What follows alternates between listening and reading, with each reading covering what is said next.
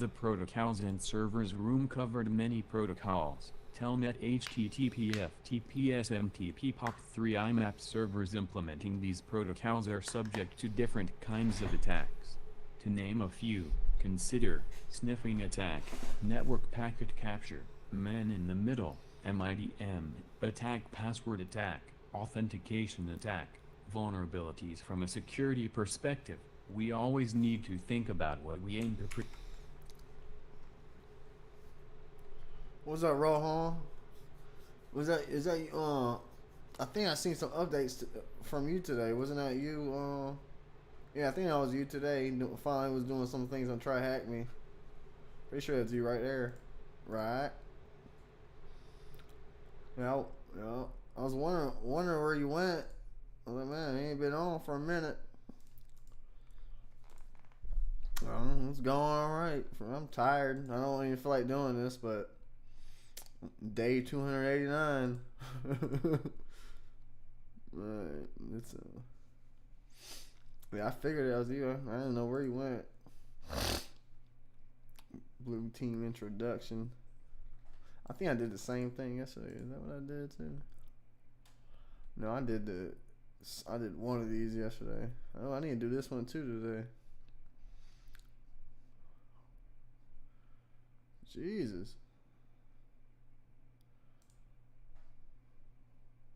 Oh, that ain't too bad. I might mess with that later.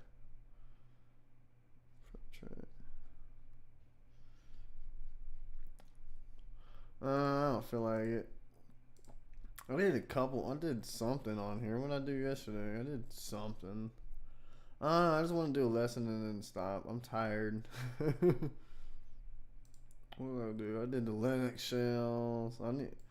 I guess I could probably do that tomorrow. I don't know. Because I know the answers. Yeah. Oh, fuck. Yeah, that's cool. How do you TryHackMe? I can blow through that another day or something. I don't know. I just want to get this. I'm kind of interested in this shit. So, I'm gonna get this one done first. Because it's finally getting into some interesting shit. Finally.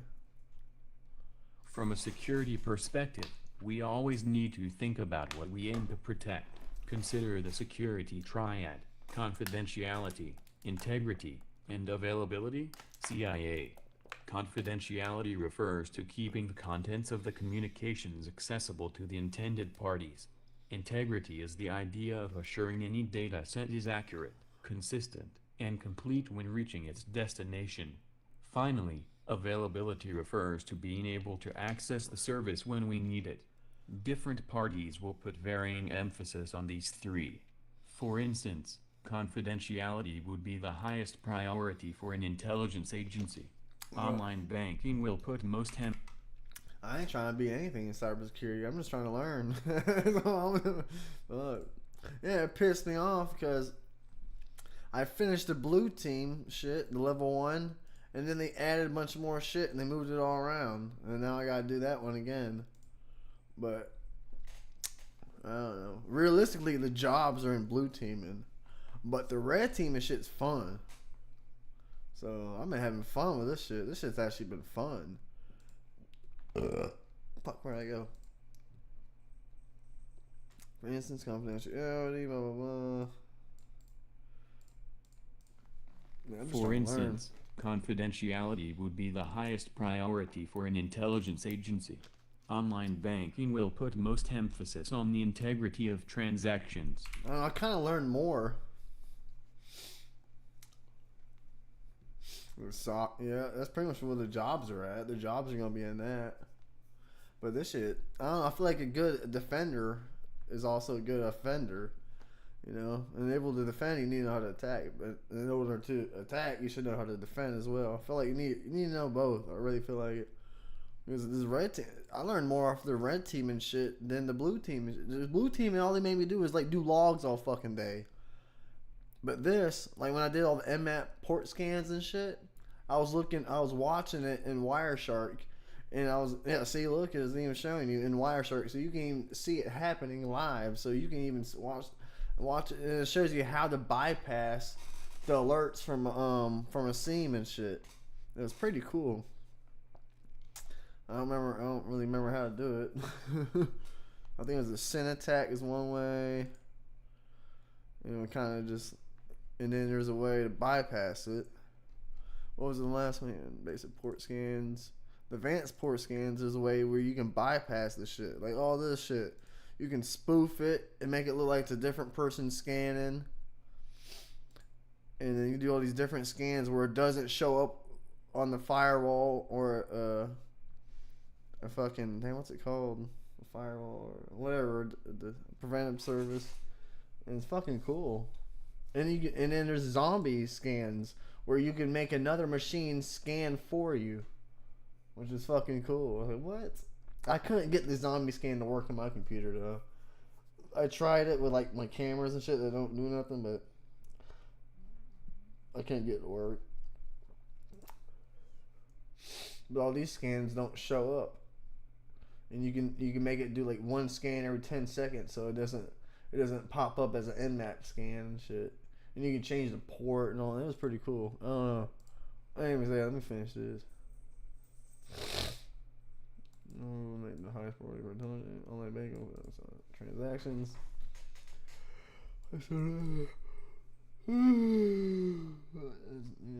Closure, alteration, and destruction. I never heard of that. The DAD and DAD. Huh. I just let one cat out. My black cat's in here. There was an orange cat in here just a second ago. I didn't even know the orange cat was in here. It's not even my cat. The black one's mine, but she's over there somewhere. She's usually in my lap.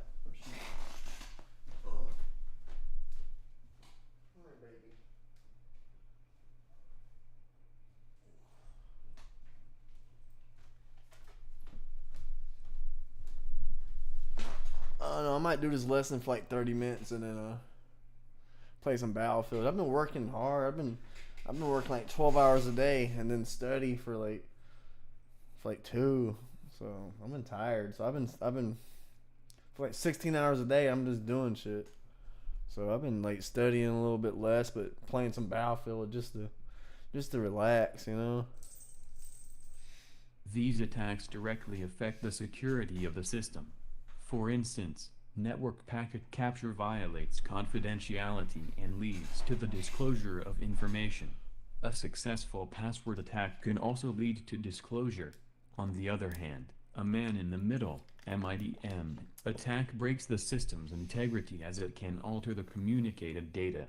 We will focus on these 3 attacks in this room as these attacks are integral to the protocol design and server implementation. Vulnerabilities are of a broader spectrum, and exploited vulnerabilities have different impacts on the target systems. For instance, exploiting a denial of service (DOS) vulnerability can affect the system's availability, while exploiting a remote code execution (RCE) vulnerability can lead to more severe damages. It is important to note that a vulnerability by itself creates a risk. Damage can occur only when the vulnerability is exploited. We don't cover vulnerabilities in this room as they have their own module, Vulnerability Research. What? This room will focus on how a protocol can be upgraded or replaced to protect against disclosure and alteration, i.e. protecting the confidentiality and integrity of the transmitted data. We will be recommending other modules that cover additional topics. Moreover, we introduce Hydra to find weak passwords. I used Hydra before. Vulnerability research. Let's do a TCP dump. I already forgot what TCP dump is.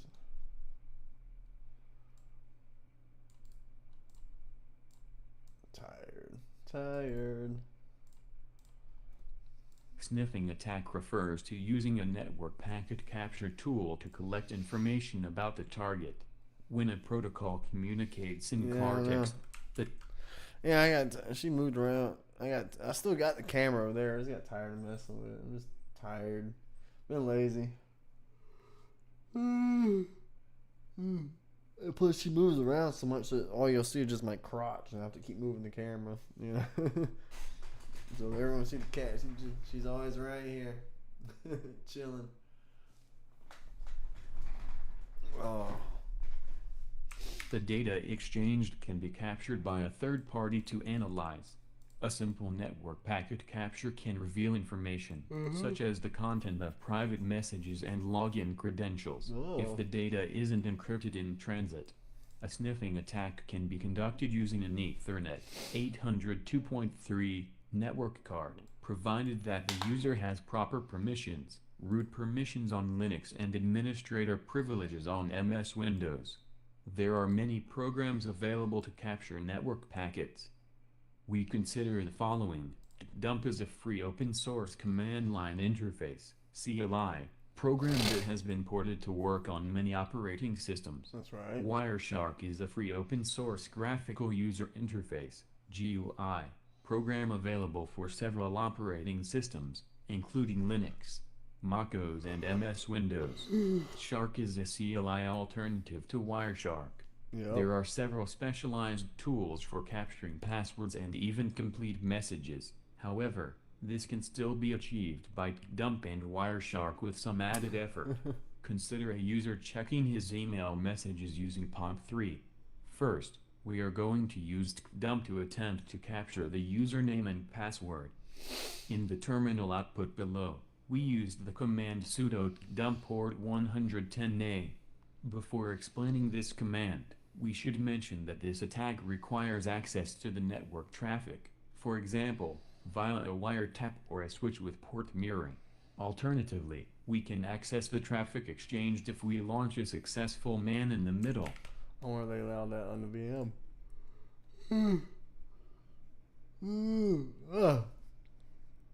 Let's see. It's probably not gonna work. Well, I'm just tired. Man, I'm tired, dude.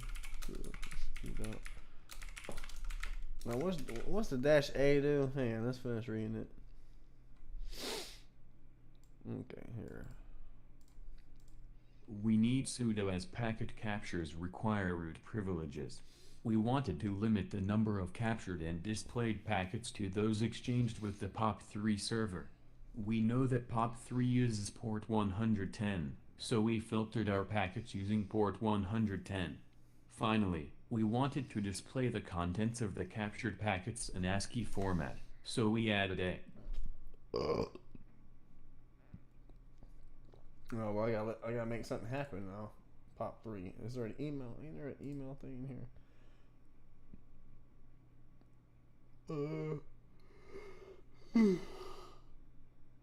I thought there was something with emails in here. I forgot what it's called. Fuck. Oh.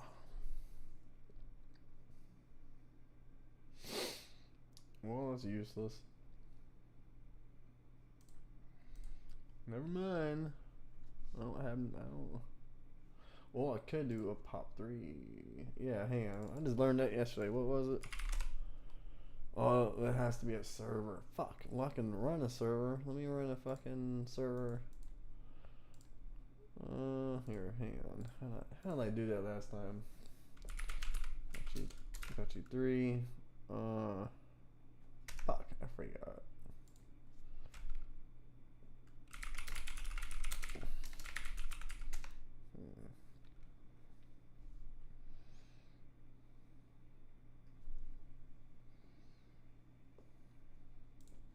I forgot how to even do that.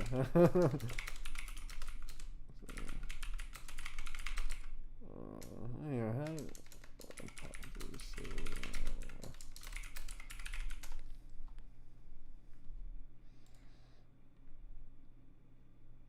Dove card. That's what I thought. Was there a postfix on here? Yeah.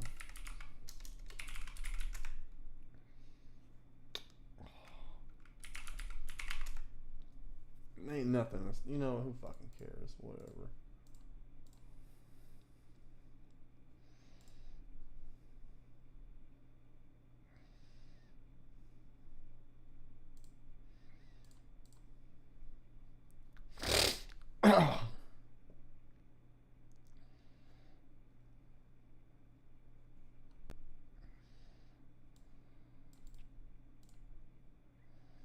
In the terminal output above, we have removed the unimportant packets to help you better focus on the ones that matter. In particular, the username and password were each sent in their own packet. The first packet explicitly displays user Frank, while the last packet reveals the password pass D2XC9CGD. We could also use Wireshark to achieve the same results.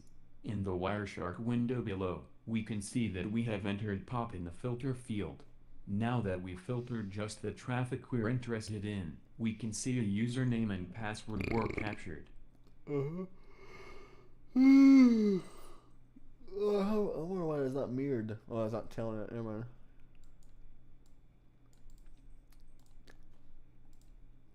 In brief, any protocol that uses klartext communication is susceptible to this kind of attack. The only requirement for this attack to succeed is to have access to a system between the two communicating systems. Yep. This attack requires attention. The mitigation lies in adding an encryption layer on top of any network protocol. In particular, Transport Layer Security, TLS, has been added to HTTP, FTP, SMTP, POP3, IMAP and many others. For remote access, Telnet has been replaced by the secure alternative Secure Shell. What is the simplest display filter you can use? Hell, I don't remember. I don't remember.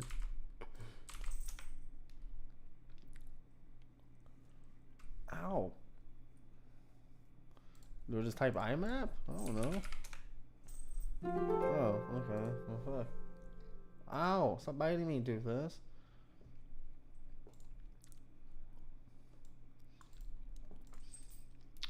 A man in the middle, MIDM, attack occurs when a victim, A, believes they are communicating with a legitimate destination, B, but is unknowingly communicating with an attacker, E. In the figure below, we have A requesting the transfer of $20 to M. However, he altered this message and replaced the original value with a new one. B received the modified message and acted on it. Yeah, I've actually I remember I spent hours one day trying to figure out how to do that with my two devices, and I was able to do that. It's crazy how much shit you learn, but you lose if you don't use. I remember spending hours learning how to do that. Why is this still fucking scanning?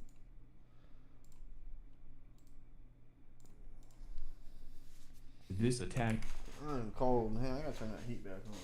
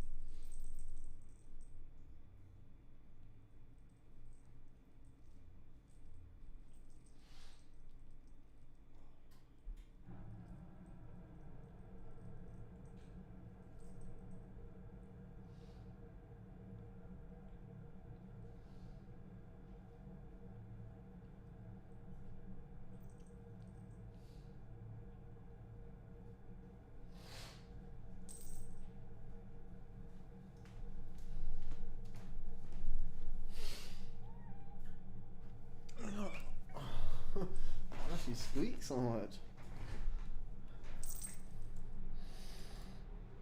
This attack is relatively simple to carry out if the two parties do not confirm the authenticity and integrity of each message. In some cases, the chosen protocol does not provide secure authentication or integrity checking. Moreover, some protocols have inherent insecurities that make them susceptible to this kind of attack.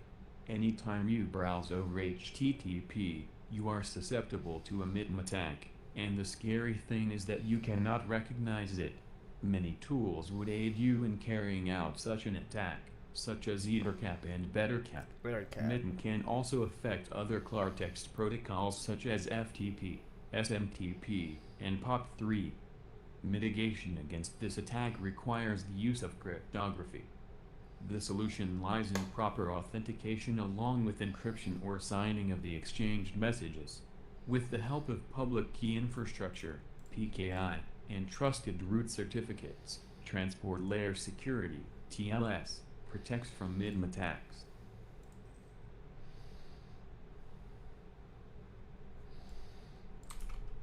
It's easy, just Google it.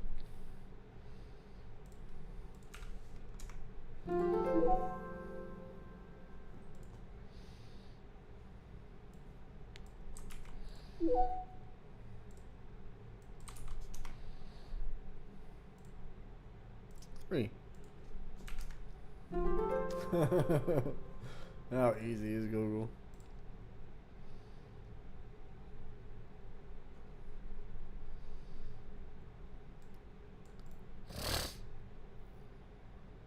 In this task, we learn about a standard solution to protect the confidentiality and integrity of the exchanged packets.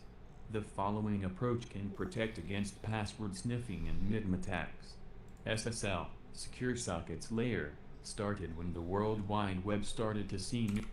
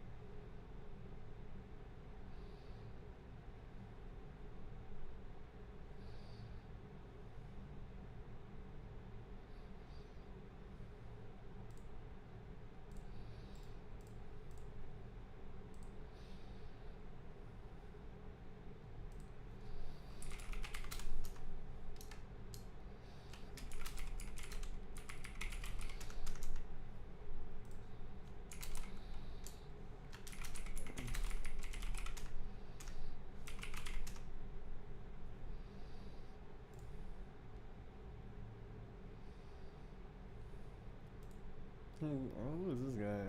I don't remember.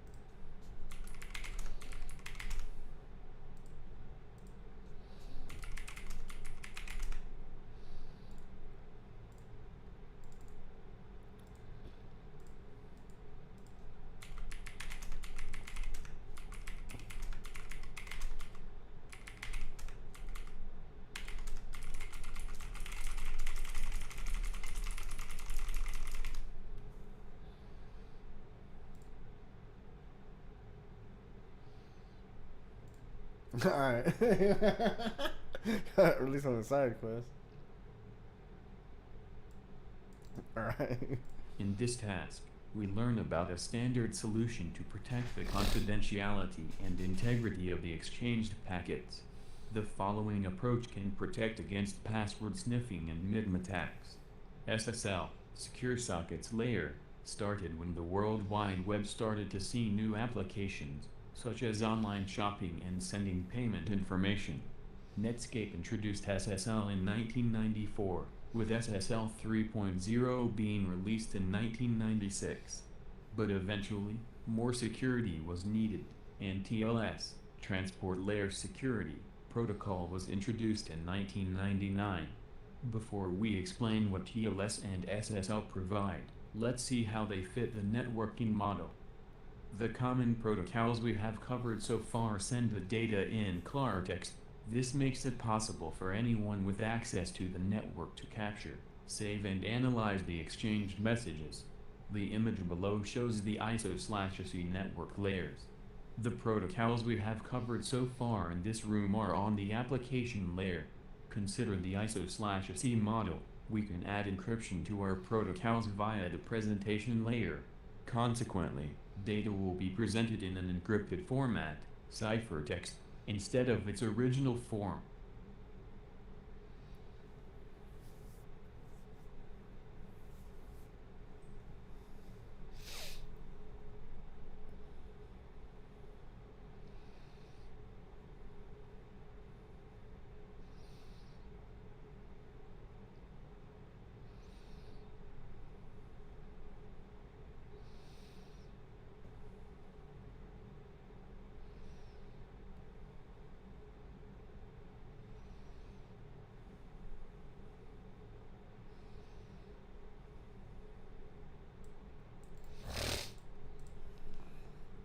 Because of the close relation between SSL and TLS, one might be used instead of the other.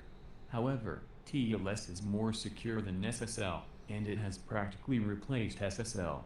We could have dropped SSL and just written TLS instead of SSL/TLS, but we will continue to mention the two to avoid any ambiguity because the term SSL is still in wide use.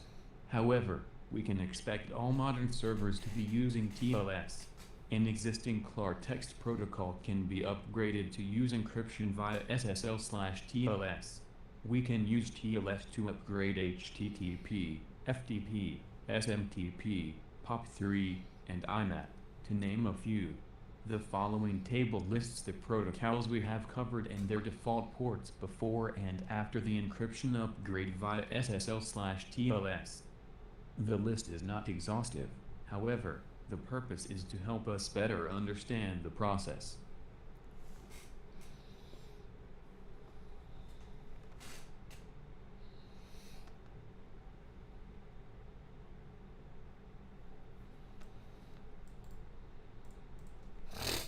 Considering the case of HTTP, initially, to retrieve a web page over HTTP, the web browser would need at least perform the following two steps. Establish a TCP connection with the remote web server, send HTTP requests to the web server, such as getting post requests. HTTPS requires an additional step to encrypt the traffic. The new step takes place after establishing a TCP connection and before sending HTTP requests. This extra step can be inferred from the ISO/SC model in the image presented earlier.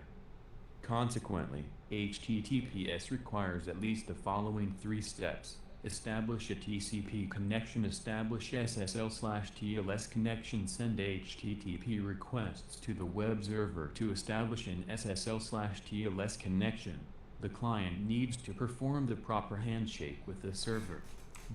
Fuck.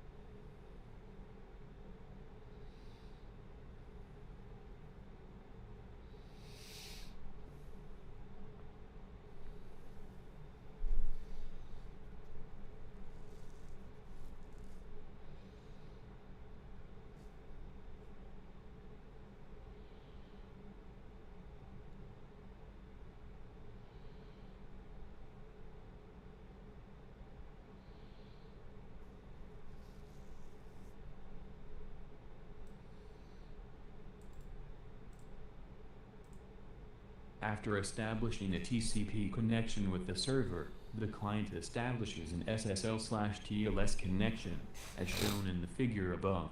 The terms might look complicated depending on your knowledge of cryptography, but we can simplify the four steps as: the client sends a client hello to the server to indicate its capabilities, such as supported algorithms. The server responds with the server hello, indicating the selected connection parameters. The server provides its certificate if server authentication is required.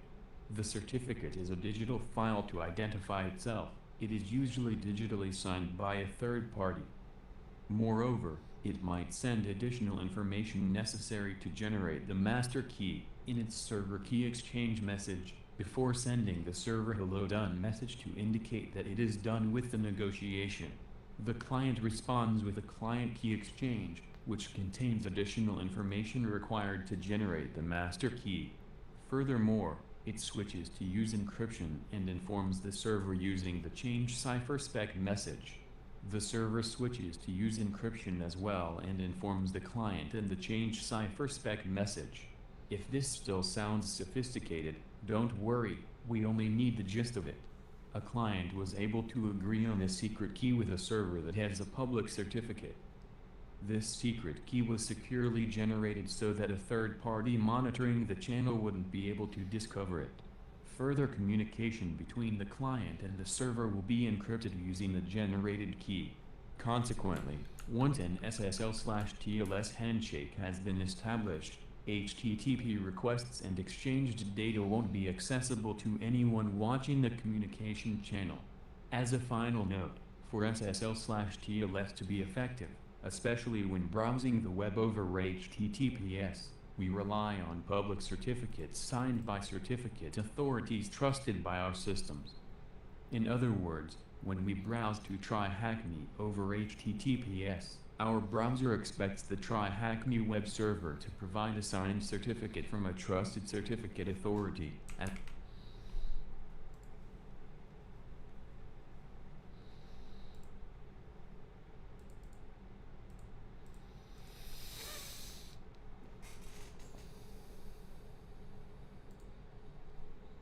As per the example below.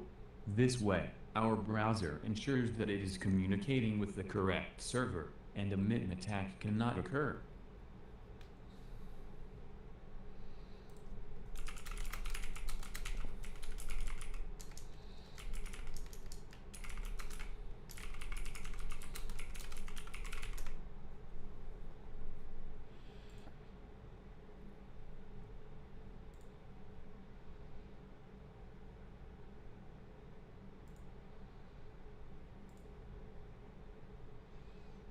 Where the fuck is it? I remember it used to be up here and I don't see it nowhere.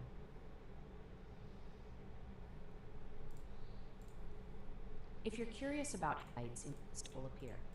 In this pop tab, we'll show you everything from the Certificate 50 per tool. I'll click on the LT icon, get deets on the right, and domain name.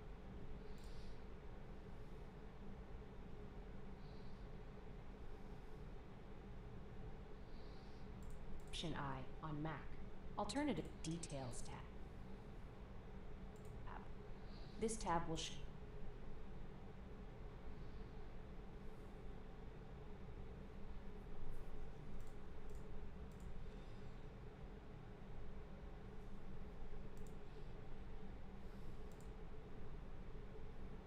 That's what I thought. Not padlock.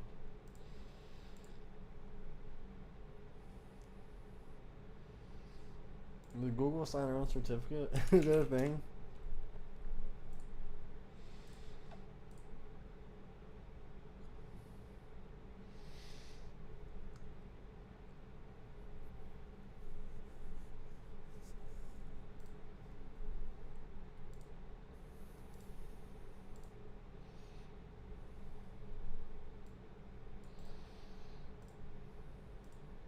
In the figure above, we can see the following information. To whom is the certificate issued?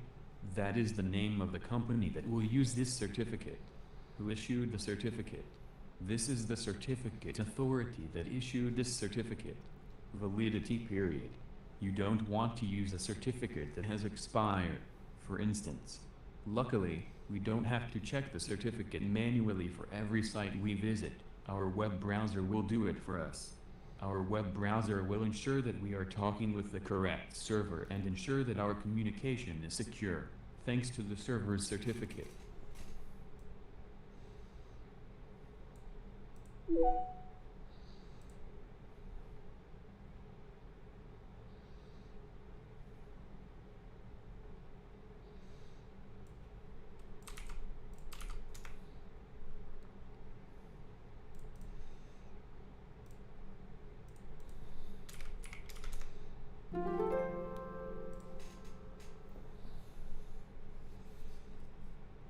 TNS over TLS is dot. Okay.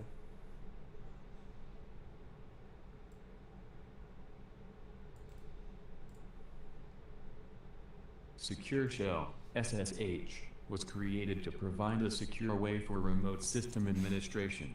In other words, it lets you securely connect to another system over the network and execute commands on the remote system. Put simply, the S in SSH stands for secure, which can be summarized simply as, you can confirm the identity of the remote server. Exchanged messages are encrypted and can only be decrypted by the intended recipient. Both sides can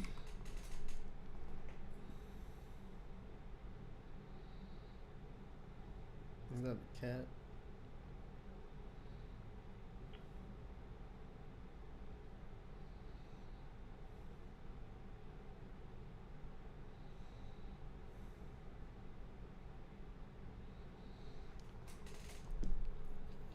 detect any modification in the messages. The above 3 points are ensured by cryptography.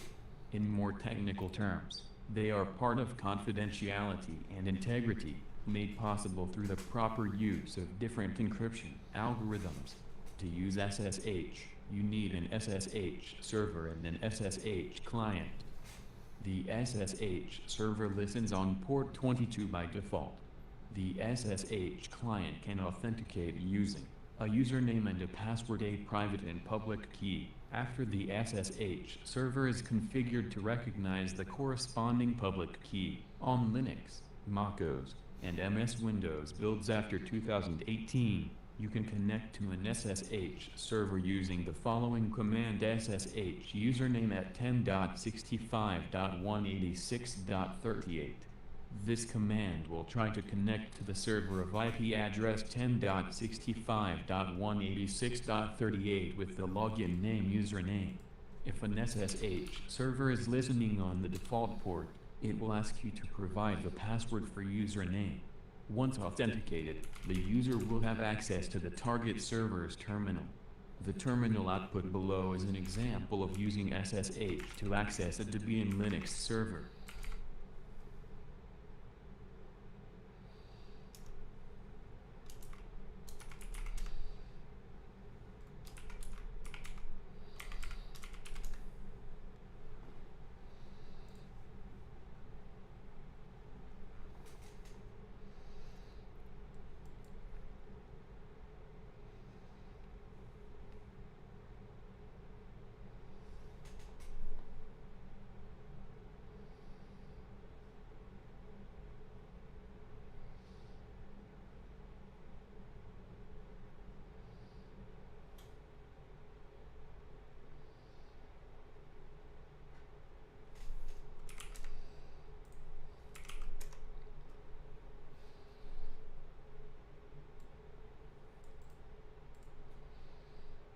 In the example above, we issued the command SSH mark at 10.65.186.38.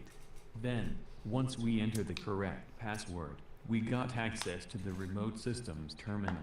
SSH is very reliable for remote administration because our username and password were sent encrypted. Moreover, all commands we execute on the remote system will be sent over an encrypted channel. Note that if this is the first time we connect to this system, we will need to confirm the fingerprint of the SSH server's public key to avoid man-in-the-middle (MIDM) attacks. As explained earlier, MIDM takes place when a malicious party, situates itself between A and B, and communicates with A, pretending to be B, and communicates with B pretending to be A, while A and B think that they are communicating directly with each other. In the case of SSH, we don't usually have a third party to check if the public key is valid, so we need to do this manually. This attack is shown in the image below.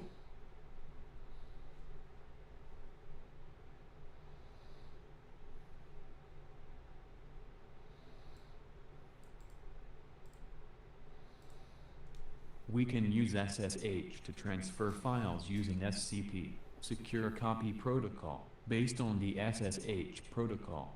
An example of the syntax is as follows. SCP mark at 10.65.186.38:home/mark/archive.tar.gz. This command will copy a file named archive.tar.gz from the remote system located in the /home/mark directory to, i.e., the root of the home directory of the currently logged in user.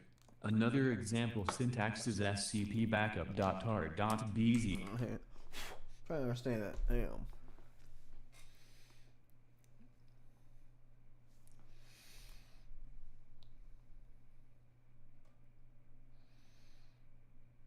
Okay, from his computer to the remote.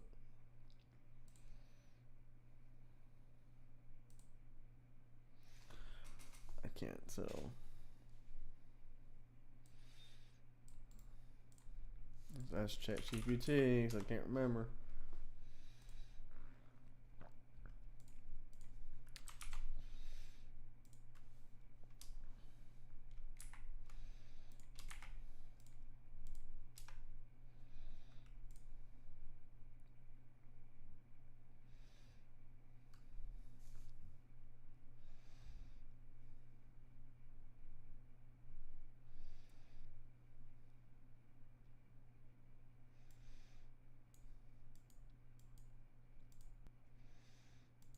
Okay.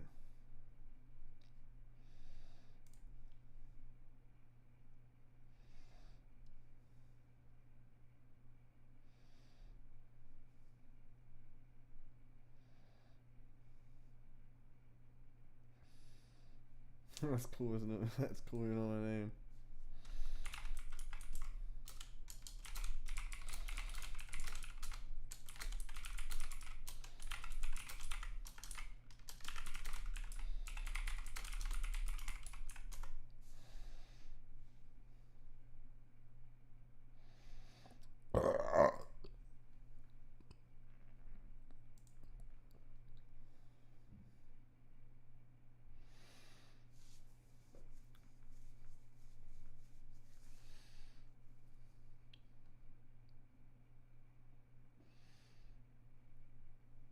That's a different syntax. Fuck. Me too for this.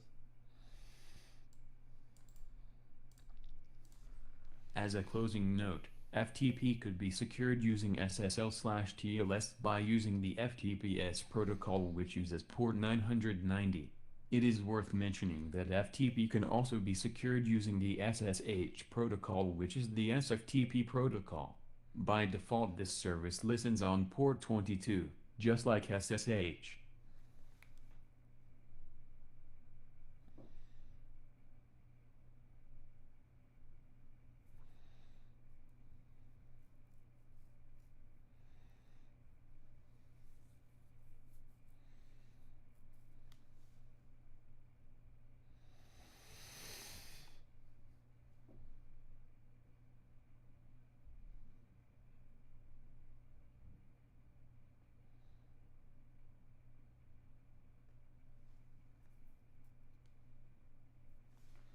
Hmm.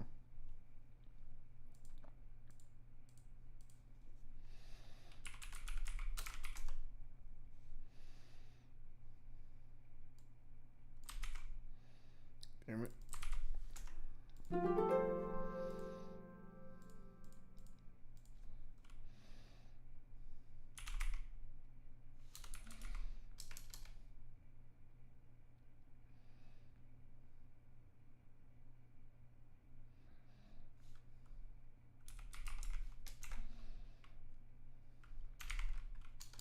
What can I do to this hand?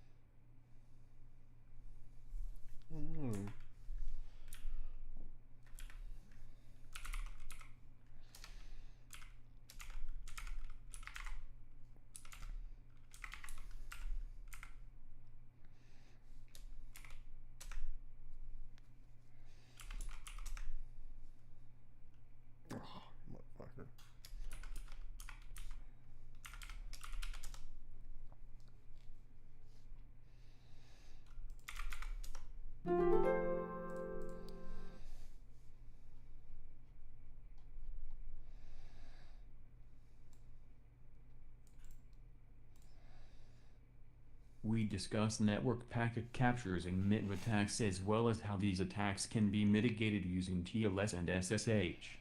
The third type of attack that we will cover in this room is a password attack. Many protocols require you to authenticate. Authentication is proving who you claim to be.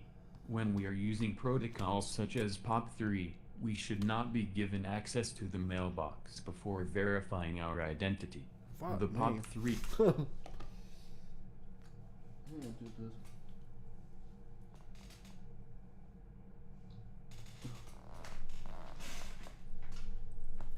So you're just chilling. I'm sorry, baby.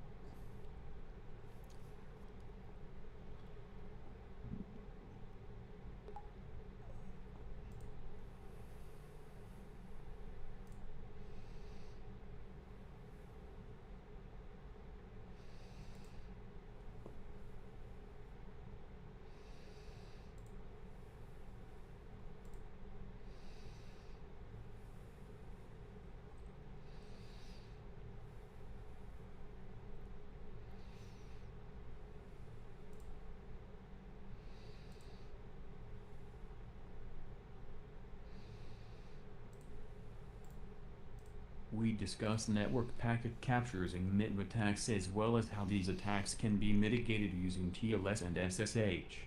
The third type of attack that we will cover in this room is a password attack. Many protocols require you to authenticate.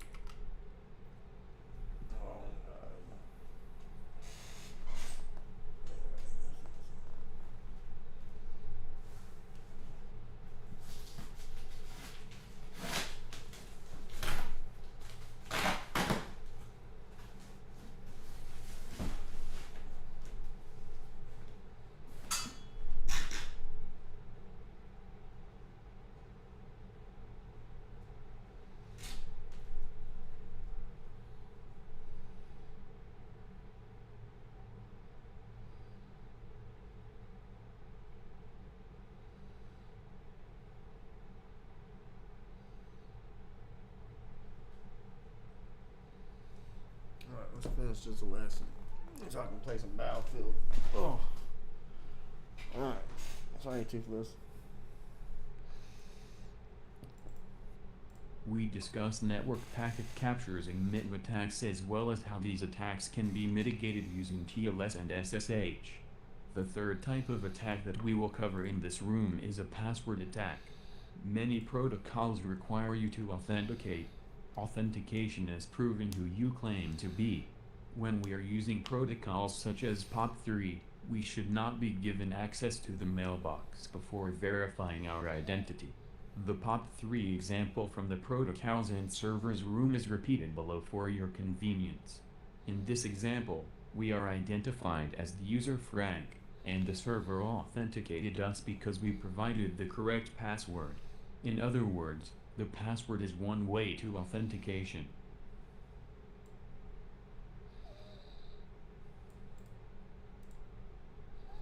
Authentication, or proving your identity, can be achieved through one of the following, or a combination of two: something you know, such as password and PIN code; something you have, such as a SIM card, RFID card, and USB dongle. Something you are, such as fingerprint and iris. This task will focus on attacks against passwords, i.e. something the target knows. If you revisit the communication with several previous servers using protocols such as Telnet, SSH, POP3, and IMAP, we always need a password to gain access. Based on the 150 million usernames and passwords leaked from the Adobe breach in 2013, the top 10 passwords are 123456, 123.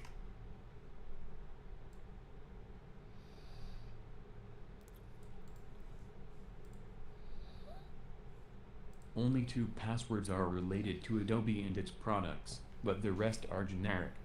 You might think that this has changed over the past decade.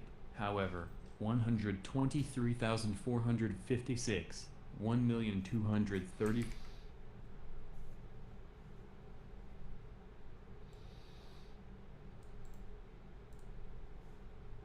Attacks against passwords are usually carried out by password guessing. Guessing a password requires some knowledge of the target, such as their pet's name and birth year. Dictionary attack. This approach expands on password guessing and attempts to include all valid words in a dictionary or a word list. Brute force attack. This attack is the most exhaustive and time-consuming, where an attacker can go as far as trying all possible character combinations, which grows fast, exponential growth with the number of characters. Let's focus on dictionary attacks. Over time, hackers have compiled list after list containing leaked passwords from data breaches. One example is RockYou's list of breached passwords, which you can find on the attack box at /user/share/wordlist/rockyou.txt. The choice of the word list should depend on your knowledge of the target. For instance, a French user might use a French word instead of an English one. Consequently, a French word list might be more promising. We want an automated way to try the common passwords or the entries from the word list. Here comes THC Hydra. Hydra supports many protocols, including FTP, POP3, IMAP, SMTP, SSH, and all methods related to HTTP. The general command line syntax is Hydra L username p wordlist.txt server service, where we specify the following options.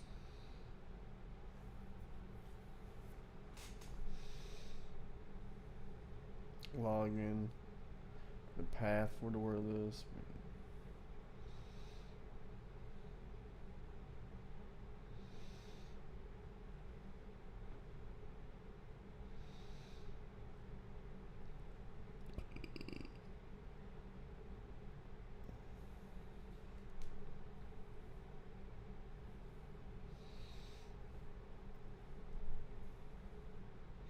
Or HTTP, okay.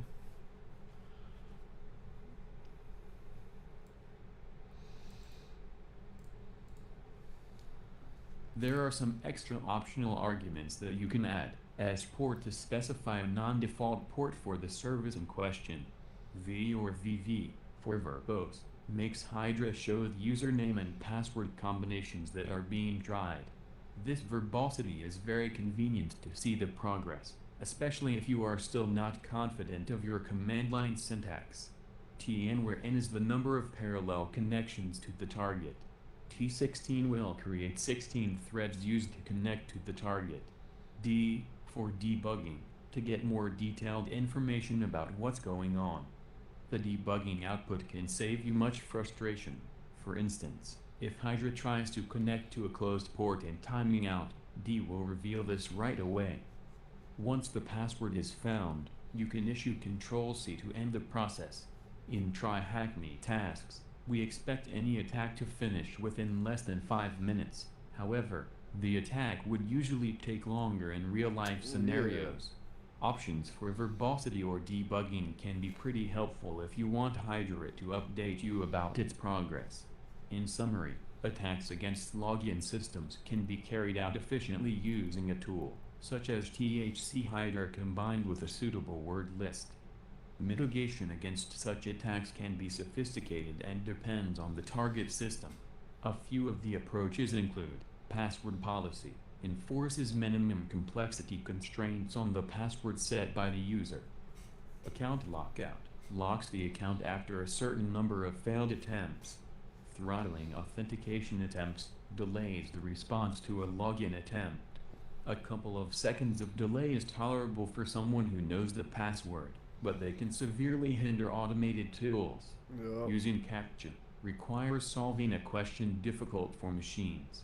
It works well if the login page is via a graphical user interface, GUI. Note that CAPTCHA stands for Completely Automated Public Turing Test to tell computers and humans apart, requiring the use of a public certificate for authentication. This approach works well with SSH, for instance. Two-factor authentication asks the user to provide a code available via other means, such as email, smartphone app, or SMS. There are many other approaches that are more sophisticated or might require some established knowledge about the user, such as IP-based geolocation. Using a combination of the above approaches is an excellent approach to protect against password attacks.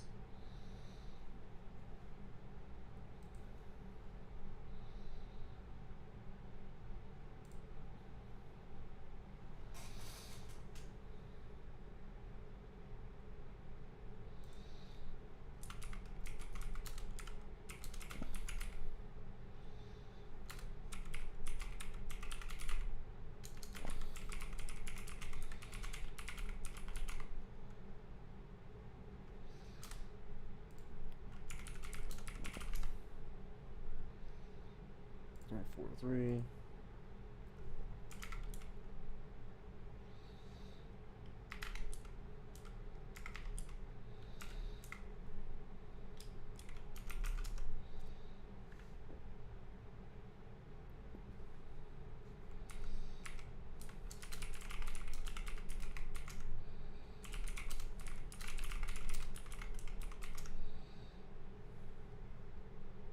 What the fuck's the password for Mark?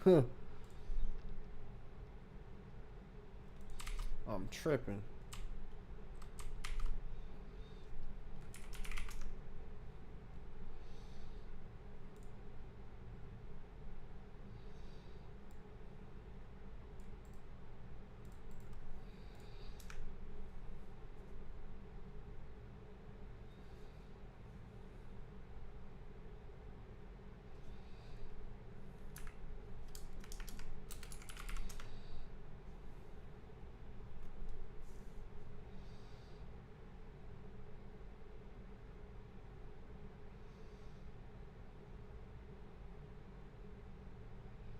Oh fuck, I gotta connect back to it.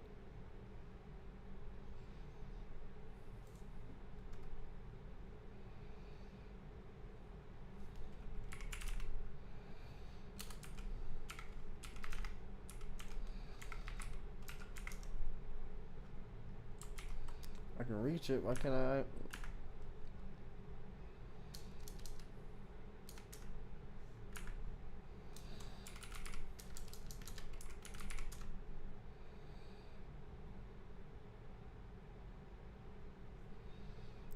Did it turn off?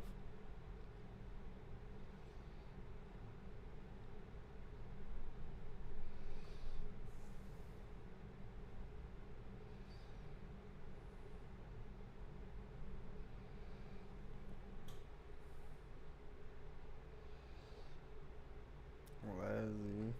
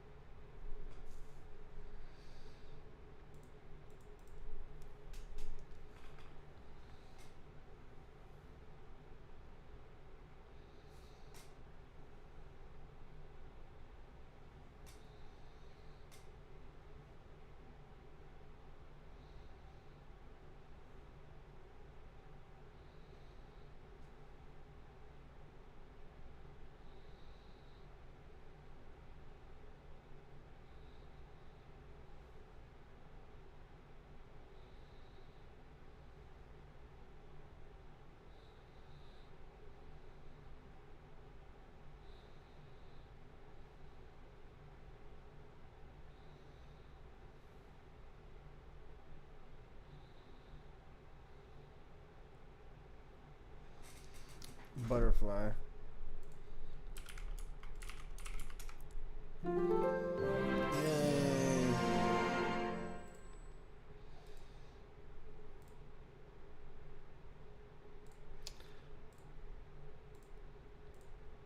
$290 days in a row, we talking about, boy.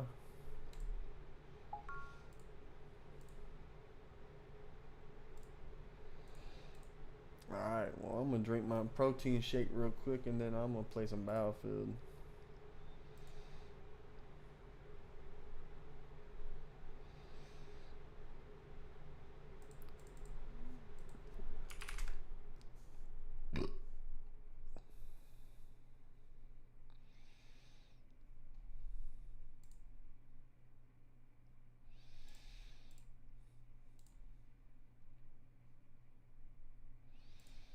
It's only top 2%.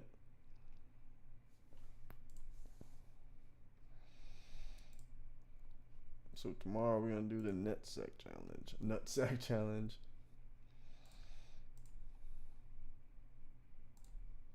Let's kill that one VM over here. So it's not just running a VM. All right. So tomorrow we'll do the nutsack challenge. All right. There we go. All right. Well, I'm gonna drink my protein shake. Then I'm gonna play some Battlefield. So I'll see y'all.